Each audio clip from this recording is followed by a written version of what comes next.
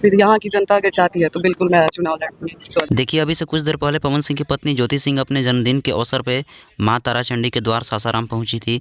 वहां पे पहुंचने के बाद मीडिया से कई तरह की बातें भी करती हुई नजर आई। साथ साथ पवन सिंह की पत्नी ज्योति सिंह के हाथ में एक बहुत ही प्यारा सा तस्वीर नजर आया, जिस तस्वीर में पवन सिंह की पत्नी ज्योति सिंह थी, और यह देख करके बहुत ही अच्छा लगा। आप सभी को बता दूं कि ताराचंडी माता का दर्शन करने के बाद ज्योति सिंह वहां पे सभी लोगों के साथ में केक काटती हुई भी नजर आई, जिसे आप सब अपने मोबाइल का स्क्रीन पर कुछ तस्वीरों को और कुछ वीडियो क्लिप्स को भी देख सकते हैं। ज्योति सिंह बहुत ही ज़्यादा खुश थी, और सबसे बड़ी महत्वपूर्ण बात यह है कि ज्योति सिंह से जब वहां पे मीडिया के द्वारा पूछा गया कि क्या आप आने वाले 2025 में बिहार विधानसभा चुनाव लड़ेंगी, तो ज्योति सिंह ने कहा कि हाँ, मैं बिल्कुल चुनाव लड़ूंगी।